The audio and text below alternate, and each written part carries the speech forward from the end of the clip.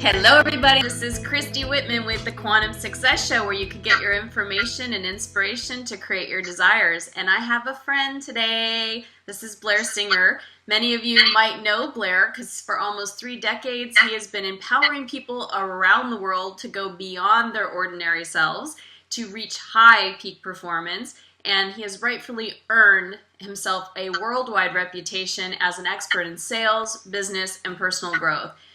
Blair is also a Rich Dad advisor to Robert Kiyosaki and the author of 3 best-selling books: Sales Dogs, You Don't Have to Be an Attack Dog to Be Successful in Sales, Team Code of Honor, and his latest book, Little Voice Mastery, How to Win the War Between Your Ears in 30 Seconds or Less and Have an Extraordinary Life.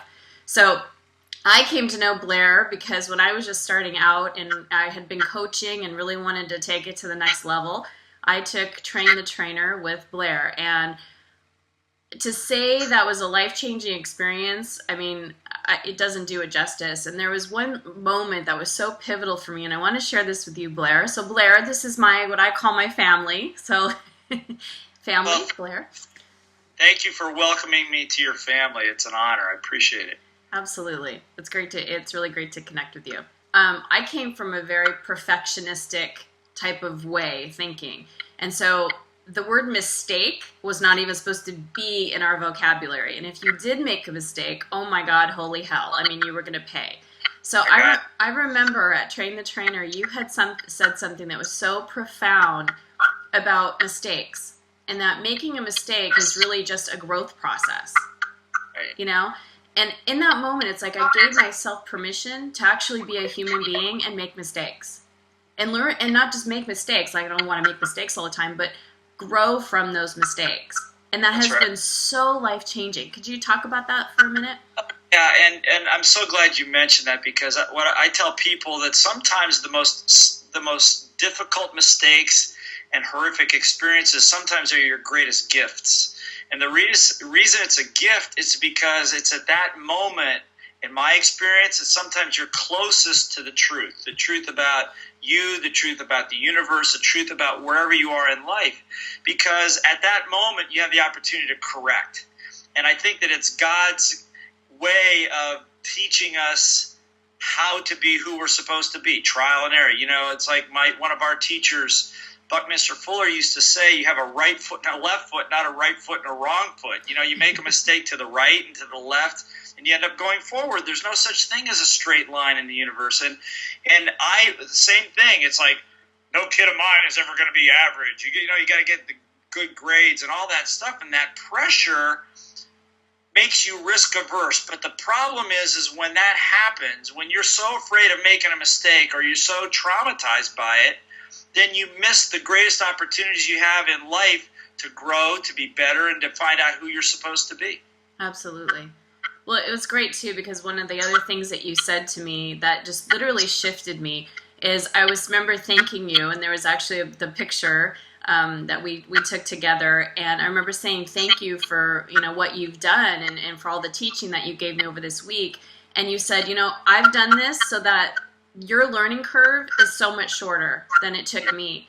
And it's like I look at where I'm at now and the people I'm affecting in my life and helping, and it's been 7 years, and it really is true. I mean, you were so prophetic when you said that, and go ahead. The thing that was clear about you, Christy, is you have the heart of a great teacher. And that is, there are some people that have the true desire to help other people, that to watch the light bulbs go on in somebody else's eyes is a true, and by the way, not everybody feels that way. And there are some people, but it was very apparent with you and a lot of the people in that program that your gift is your ability to take your experiences, your good experiences and your learning experiences, and convert them to the greatest advantage of the greatest number of people, which is, in my mind, probably the greatest honor a person can have, is being able to teach and pass on knowledge to help other people be who they're supposed to be. Absolutely. So thank you for cutting the learning curve, because now I'm cutting the learning curve for others. And, we get to teach people that life can actually be fun, and you're empowered to choose what you want to create in this life. And I see so many people that are in pain and struggle, and it's like it doesn't have to be that way. So thank you, Blair, for being one of my greatest teachers.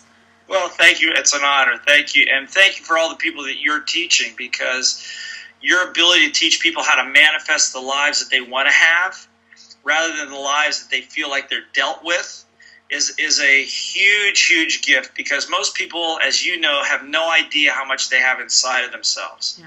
And when you can give them, like what you do, is give them the opportunity to get a taste of it, then they never go back. Absolutely. Can't unbirth a baby. That's right. Can't put it back. No, you cannot. So let's get into what I remember when you were on stage and you were teaching me. You were talking about how you were going to be, you were in the process of writing Little Voice. And so I was like so excited to get this book when it came out, and I did. And I remember interviewing you years ago when it came out. And my husband stole the book from me, so I had it.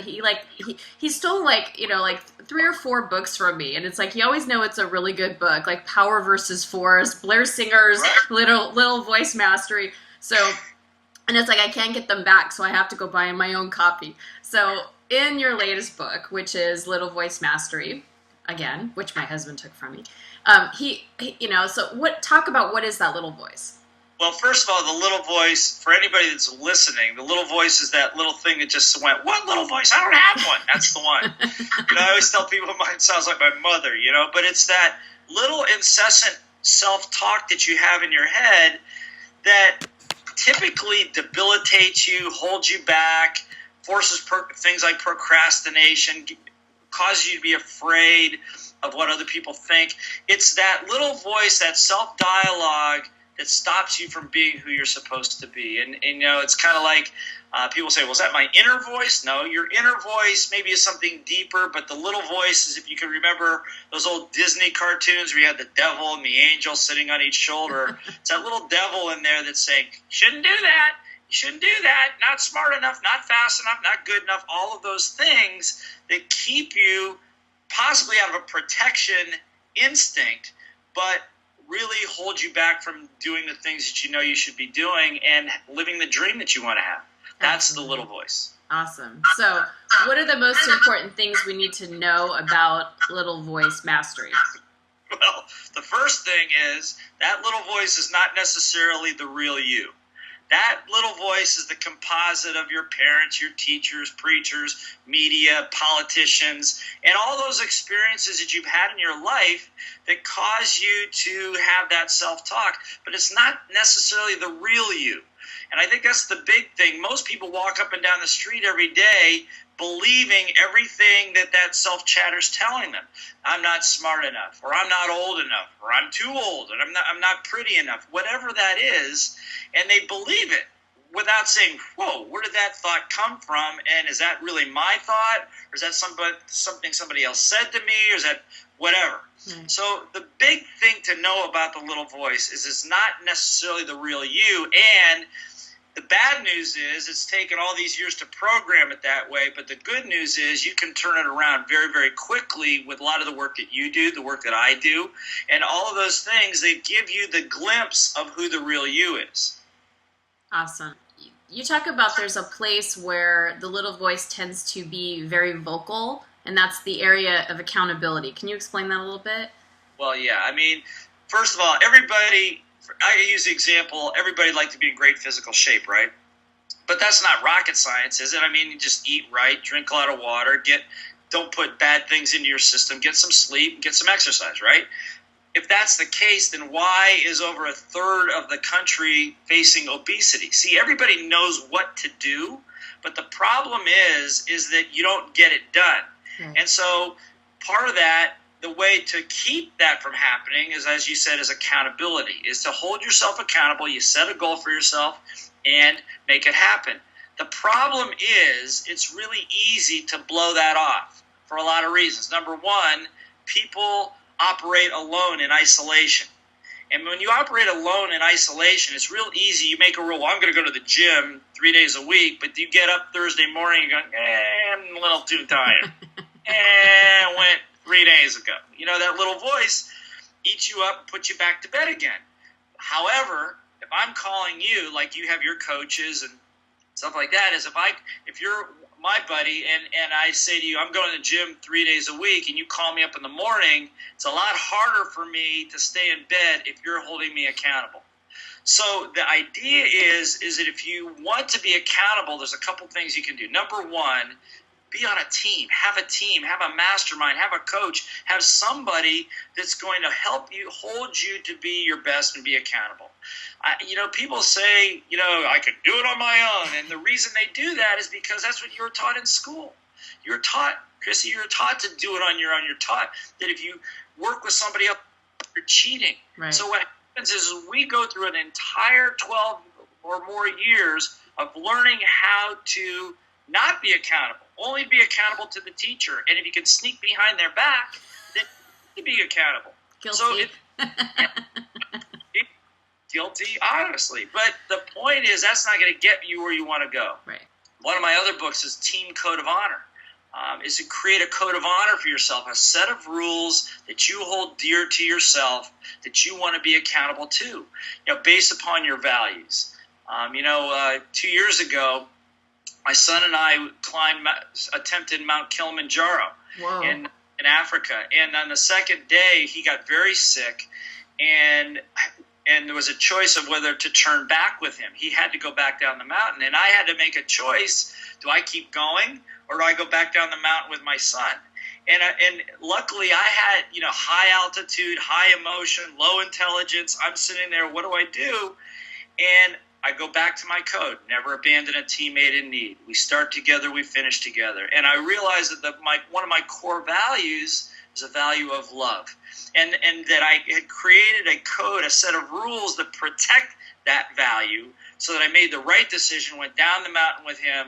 This year, by the way, on July 3rd at 11:15 a.m., we both actually summited that mountain together and embraced, and it was awesome. But had I not had a code of honor, a set of rules, I might have made a very bad decision on the side of that mountain a year ago.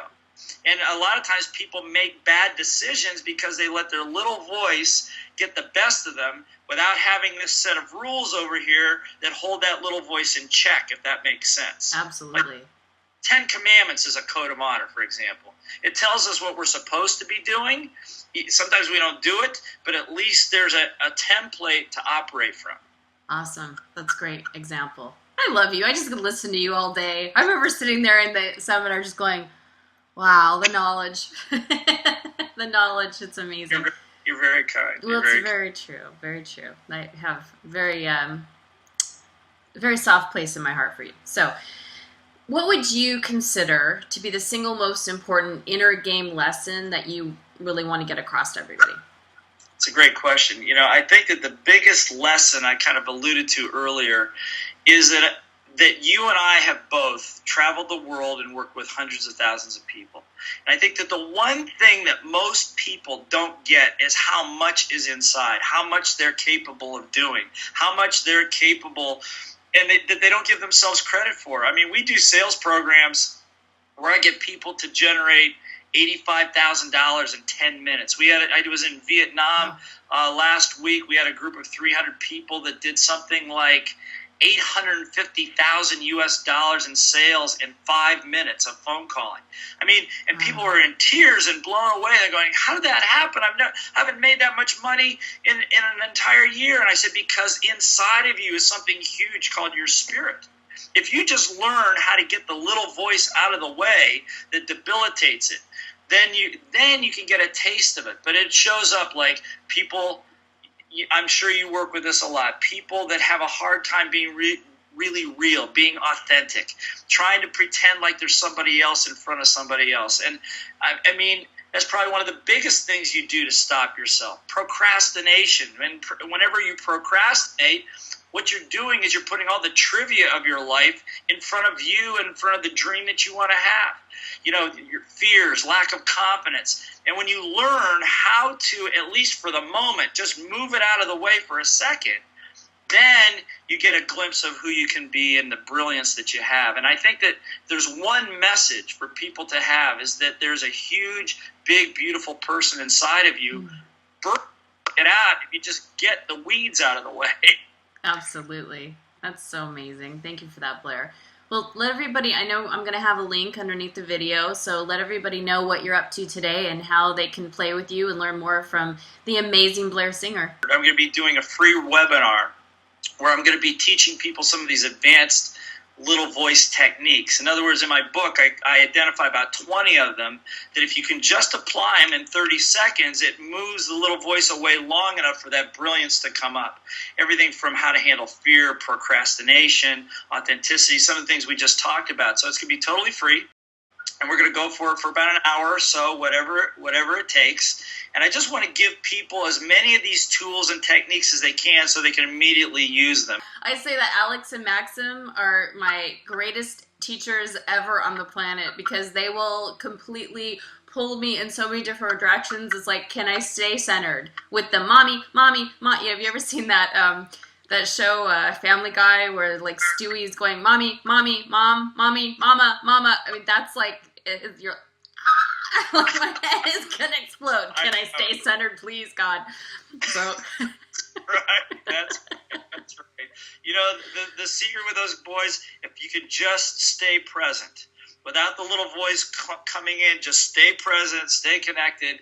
It really works. But you're right; they are the greatest teachers. Oh, the greatest teachers. Absolutely, and teaching me more about love every day too. So, thank you so much, Blair. Everybody, go to it was Blair Singer /ALVT.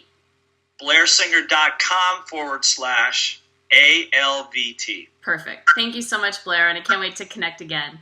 Thank you so much, Christy. Thank It's you. just a pleasure working with you. Thank you so much.